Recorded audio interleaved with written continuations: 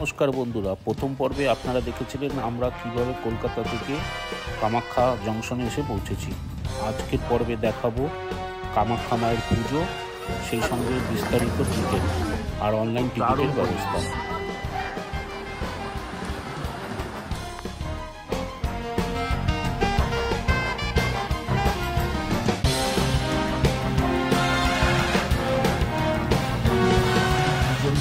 তো আপনাকে ৫,১০০ টাকার পুজো দিতে হবে, ঠিক আছে? ভালো। নমস্কার বন্ধুরা, welcome to my another blog. আগের পর্বে দেখেছিলেন আমরা কী করে কামাখ্যাতে পৌঁছেছি। এখন আপনাদের এখান থেকে হোটেল যাওয়া, সেই সঙ্গে টিকিট, অনলাইন ডিটেল সমস্ত কিছু জানাবো। এখন হোটেলের উদ্দেশ্যে রওনা হই, তারপর সব কিছু জানাবো। এটা ১ নম্বর প্ল্যাটফর্মে দিয়েছে, এখন ৪ নম্বর প্ল্যাটফর্মে যাচ্ছি। ৪ নম্বর প্ল্যাটফর্ম থেকে এক্সিট করে ওখান থেকে অটো নিয়ে কামাখ্যা মায়ের মন্দিরে যাব। এখানে কামাখ্যা মন্দির কাছে, যেহেতু গুয়াহাটি থেকে অনেকটাই ডিস্টেন্স, মোটামুটি ১৩-১৪ কিলোমিটারের মতো লাগবে। যাই, বাইরে বেরোই। ভুল লোকেশন যেখানে তো হোটেল দিয়ে পিছনে তো ফাঁসে যাবি, ঘুরাই ফুরিব তো। এখন একটা অটো নিয়ে আমরা চললাম মন্দিরের উদ্দেশ্যে। অটো ফেয়ার ২০০ টাকা।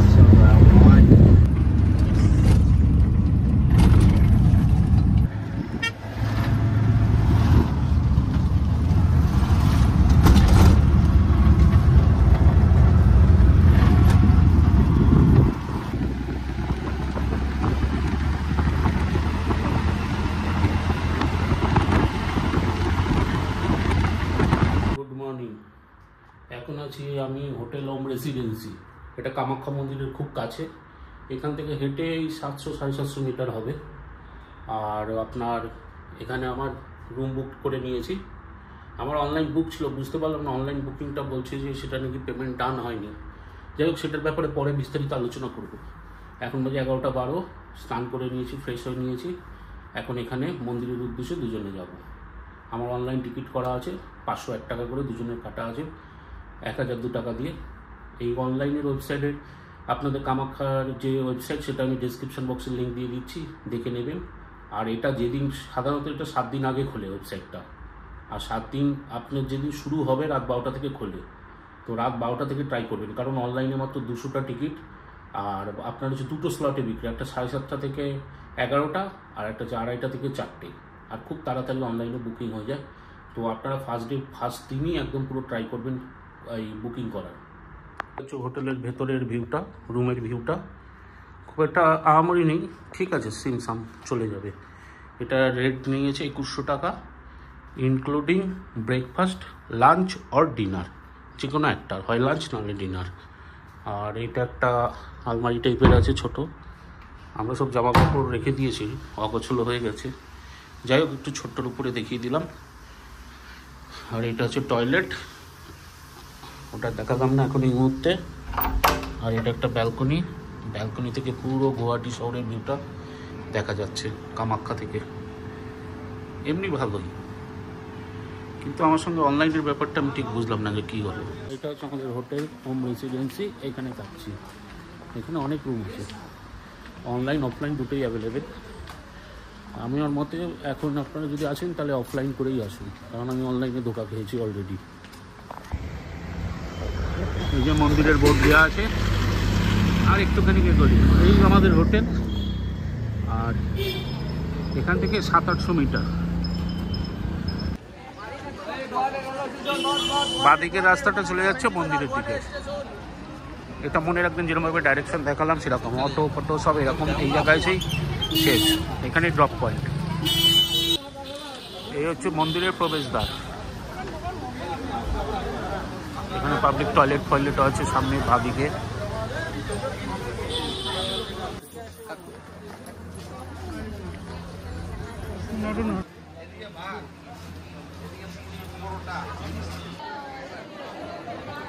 এটা হচ্ছে মন্দিরের বাইরের রূপ, এদিকে হচ্ছে সিংহদুয়ার। চারিদিকে খুব দারুণ পরিবেশ। আর আজকের ওয়েদারও খুব ভালো। জয় মা কামাখ্যা।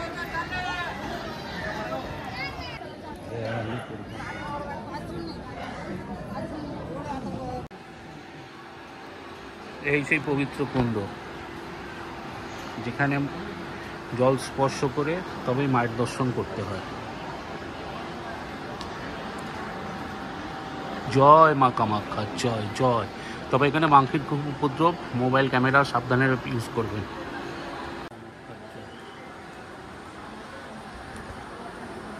মা কামাখ্যার অনেক দিনের স্বপ্ন ছিল।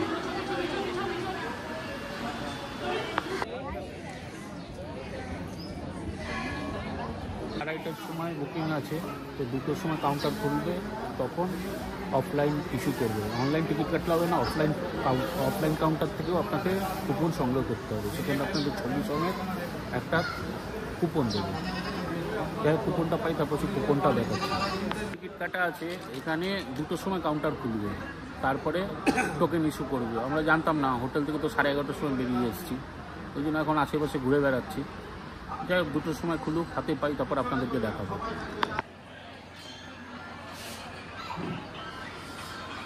অনলাইন টিকিট এখানে দেওয়া হয়, এখানে অনেক বসার ব্যবস্থা আছে।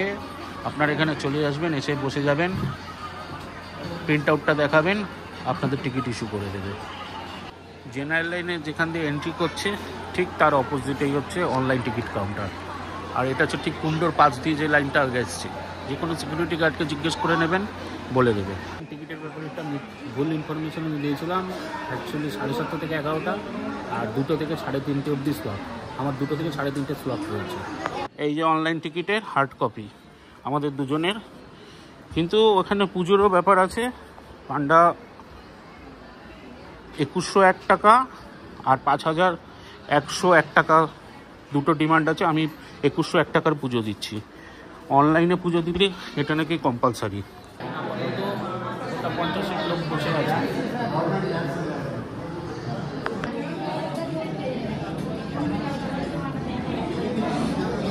20 আমাদের লাইন ছাড়লো, এই আমরা এগোচ্ছি।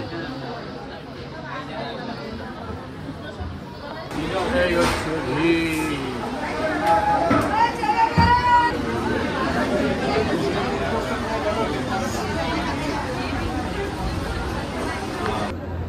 খুব সুন্দর মন্দিরের দর্শন হলো, জল ছুঁয়ে পদস্পর্শ করে এইমাত্র আমরা বেরোলাম।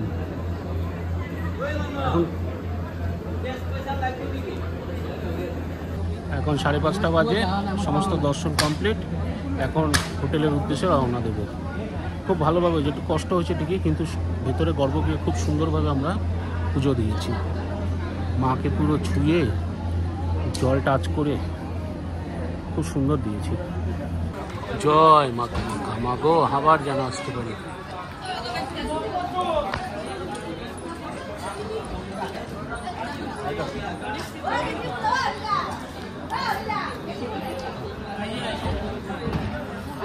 সেই সঙ্গে আমাদের কামাখ্যা পুজো আজকে সমাপ্ত হলো। এখন হোটেলের উদ্দেশ্যে রওনা দেব।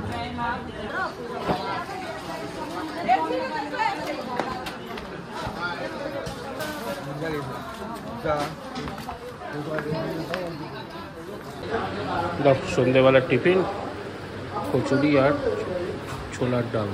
সারাদিন তো কিছু খাওয়া হয়নি, এটাই খাই।